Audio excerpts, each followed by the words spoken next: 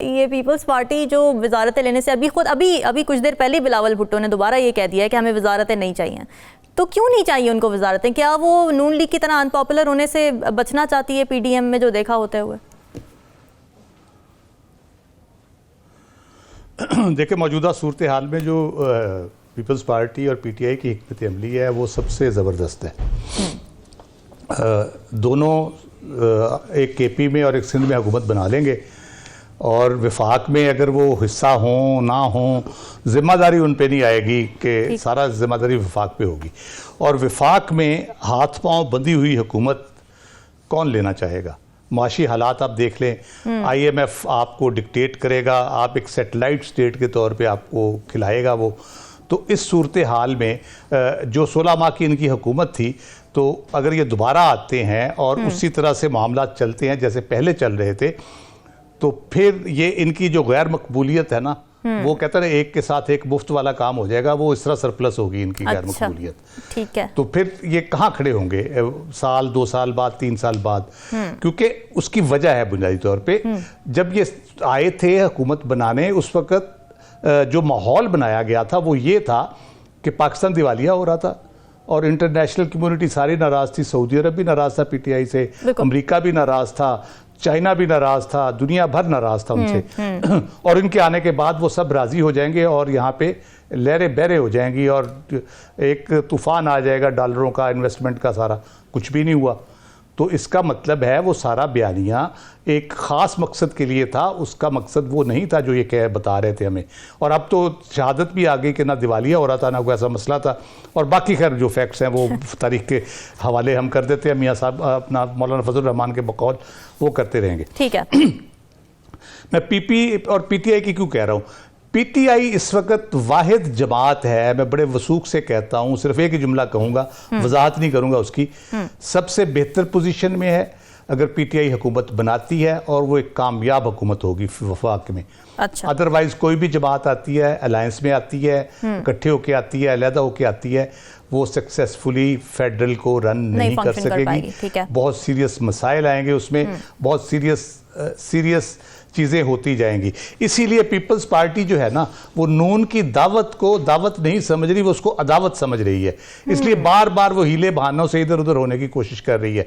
दूसरी इंटरेस्टिंग बात ये है कि ये जो दावत की बात कर रहे हैं ना, वो 50% वाला लतीफ़ा आपने सुना होगा कि 50% काम हो गया। जी जी। दावत तो प्रेसिडेंट ने देनी है हुकूमत बनाने की, अभी तक तो नहीं दी उन्होंने किसी को। ना उन्होंने ये कहा कि किसकी मेजॉरिटी है। जो मेजॉरिटी पार्टी होती है उसको प्रेसिडेंट दावत देता है। हाँ। ये खुद ही वो कह ले कि दावतनामा उठा के चल पड़े हैं और अपने तय करने की कोशिश कर रहे हैं। उसकी वाहिद वजह यह है कि इनको पता है कि अगर पीटीआई की गवर्नमेंट बन गई किसी तरीके से तो वो ठीक चला लेंगे। उनको बहुत से फैक्ट्स का पता है, जो उनको भी पता है, हमें भी पता है। कुछ बयान हो सकते हैं, कुछ बयान नहीं हो सकते। इसलिए वो चाहते हैं कि किसी तरीके वो रास्ता पीटीआई का रोका जाए, भले उमर अयूब ही क्यों ना उसके सरबराह के तौर पे आए। तो इसलिए ये जितनी कोशिशें हो रही हैं, ये बुनियादी तौर पे हुकूमत लेने के लिए नहीं, बल्कि पीटीआई की हुकूमत रोकने के लिए ज्यादा काविशें हो रही हैं। ठीक है।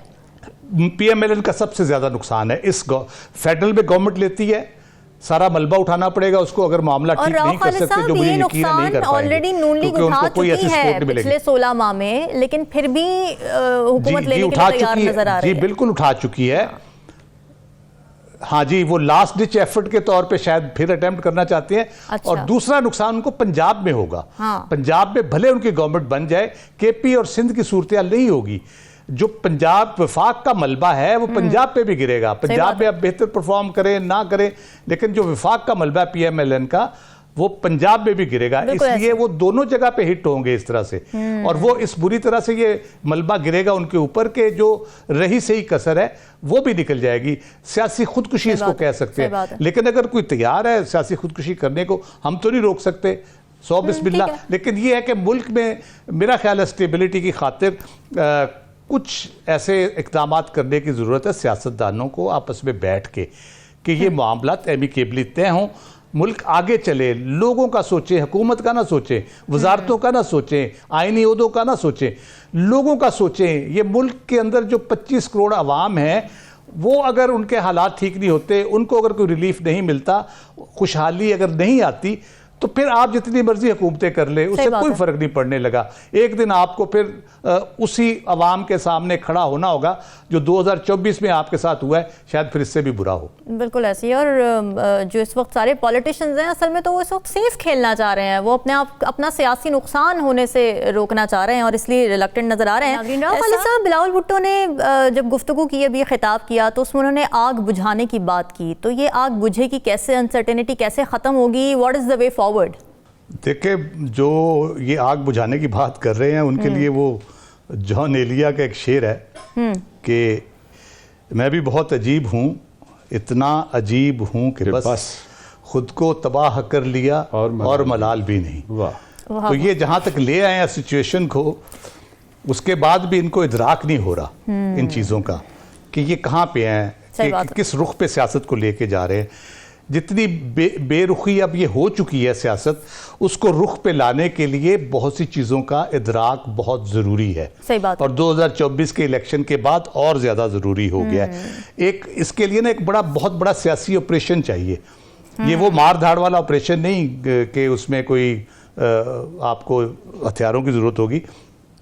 ये सोल सर्चिंग जिसको कहते हैं, अपने अंदर झांके। लियाकत अली चट्टा साहब का ज़मीर जागा है, वो असली जागा है या वैसी जाग गया, तो लेकिन इनको अपने गिरेबानों के अंदर सबको झांकने, जी सबको झांकने की ज़रूरत है। ये बैठे ठंडे दिल से सोचें, पिछले 2 साल की सियासत पे ही नज़र डाल लें। मैं पीछे नहीं कहता, पिछली गलतियां चले, जो हुआ सो हुआ। 2 साल में इन्होंने जो कुछ किया, उसका जो रिएक्शन आया है, जो मैं पहले भी बात की, उसका जो रिएक्शन आया है, उसके बाद इनको सोचने की ज़रूरत है। हुकूमत बनाना, हुकूमतें लेना, नारे लगाना, दावे करना, मंशूर बनाना और दौरे करना, ये मानी नहीं रखता। बिल्कुल। लोग क्या चाहते हैं, लोगों के बारे में जिस दिन आप सोचना शुरू कर देंगे, लोग, मैं आपको बताऊं 2014 का जब धरना था, उस वक्त एतजाज़ हसन ने एक तकरीर की थी। जब ये कहा जा रहा था, खुर्शीद शाह साहब ने कहा कि मियां नवाज शरीफ इस्तीफा देने को तैयार हो गए थे, इतने घबरा गए थे, सारा कुछ था। एतजाज़ हसन ने पार्लियामेंट के अंदर एक तकरीर की थी, वो मुझे आज इसलिए याद है क्योंकि वो हरफ बहरफ सच हो रही है। उन्होंने कहा था कि मियां साहब, बाहर जो बंदा बैठा है इमरान खान, जो वो बात कर रहा है, वो लोगों के दिलों में तीर हो रही है और ये आपको खा जाएगी। तो इस बात को किसी ने नहीं समझा उस वक्त। वो सियाने सियासतदान थे, उन्होंने सही बात की। लोग उस वक्त से इतने तंग हैं ये सारे सियासी नारों से, दावों से, वादों से, कि लोग उसकी बात सुन रहे थे। वो सही कह रहा था, गलत कह रहा था, इसमें हम बहस नहीं कर रहे, लेकिन लोगों को उम्मीद की एक किरण नजर आ रही थी उधर जी। लोग उस तरफ माइल हुए और होते होते होते हम 2024 तक पहुंच गए, जिन भी हालात से हम गुजरे। उस परफॉर्मेंस उनकी क्या रही, बहुत आइडियल नहीं थी। मैं कहता हूं बहुत कुछ बेहतर कर सकते थे, लेकिन हमारे यहाँ पाकिस्तान में परफॉर्मेंस करना भी किसी एक बंदे के बस की बात नहीं है। खालिद साहब, और जो पॉपुलिस्ट नैरेटिव होता है ना, पॉपुलिज्म का पता ही है ज़ाहिर है इस बारे में, इसके जिस तरह से काम करता है कि it provides a platform to the sufferers. ज़ाहिर है जो आवाम जिस तरह से सफ़र कर रही होती, स्ट्रगल कर रही होती, उनको एक प्लेटफॉर्म मिल जाता है अपनी भड़ास निकालने का, और वही तरीका देखा हमने। जी बिल्कुल, भड़ास निकालने का भी और उसके इश्यू से एड्रेस करने चाहिए।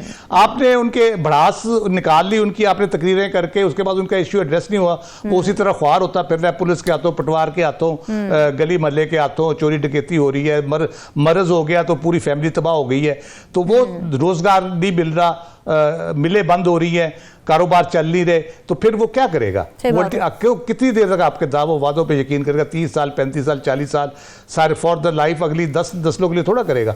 एक टाइम आता है जब उनको एहसास होता है कि नहीं यार, फिर आजकल के दौर में आप कितनी देर, यानी अभी वक्फे में नजीम साकिब से बात हो रही थी कि आप सब लोगों को सब वक्त बेवकूफ़ नहीं बना सकते, खास लम्हे के लिए, वक्त के लिए आप कर सकते हैं। तो मैं ये कहता हूँ कि इनको जो है ना, जो ये अंडरस्टैंड करना चाहिए। कल भी बात हुई थी, government of the people, for the people, by the people, ये कॉन्सेप्ट समझने की जरूरत है। और इन सियासतदानों को ये भी समझने की जरूरत है कि हमें चोर दरवाजे ढूंढने की बजाय आपस में जो इनके दरवाजे खुल सकते हैं सियासतदानों के दरमियान, उन दरवाजों को ढूंढना चाहिए, उन दरवाजों को खोलना चाहिए। उनके ताले जंग आलूद हो चुके हैं, उनका जंग उतारना चाहिए। ये वो खोले दरवाजे, ये बैठे एक दूसरे के साथ, एक दूसरे की बात सुने। इमरान खान साहब से भी मैं यही कहूंगा कि वो भी अगर उनको किसी बयान तो आया मोहम्मद उनका अली मोहम्मद साहब का कि उन्होंने कहा है जी रिकंसिलिएशन और सारा मुफाहमत और सब कुछ की बात की है, लेकिन फिर भी उनको कोई डाउट है तो इसको वो खुल के बयान करें, रिपीट करें, बार बार बिठाएं, सबको इकट्ठा करें। वो लार्जेस्ट पॉलिटिकल पार्टी है, मेरा ख्याल उसकी रिस्पॉन्सिबिलिटी भी किसी लिहाज से कम नहीं है। और ये तोड़े ताले, ये दरवाजे खोलें और मिलके बैठे, उसमें आप कर सकते हैं। जो अगर किसी को कोई चोर है, कोई डाकू है, व्हाटएवर, आप एक फेयर जस्टिस सिस्टम के हवाले उन्हें करें। तो फेयर जस्टिस सिस्टम मैंने तो नहीं बनाना, जिसने हुकूमत बनानी है उसी ने बनाना है और उसी ने चलाना है। जजेस के अपॉइंटमेंट के हवाले से है, जज उनके प्रोसेसेस के हवाले से है, ये सारी चीज़ें आपने करनी है। आप उस सिस्टम को ठीक करें, जो चोर है, डाकू है, उसको उसके हवाले करें, अदालतें जाने, बंदा जाने। पॉलिटिकल डोमेन में आप फेयरली स्केयरली काम करें और मामलात को आगे बढ़ाएं। इस मुल्क के लोगों को खुदारा सुकून, थोड़ा सा सुकून दे दे, कोई रिलीफ दे दे। वो हीलिंग टच की बात की जा रही है, वो हीलिंग टच लोगों को भी दे दे। सिर्फ हुकूमत लेके खुद अपने हीलिंग टच के मजे ना लेते रहे, लोगों को भी सुकून लेने दे। और यही मेरी दुआ है कि अल्लाह ताला इनको अकल दे और ये वही ना हो कि खुद को तबाह कर लिया और मलाल भी नहीं। थोड़ा सा इनको मलाल होना चाहिए।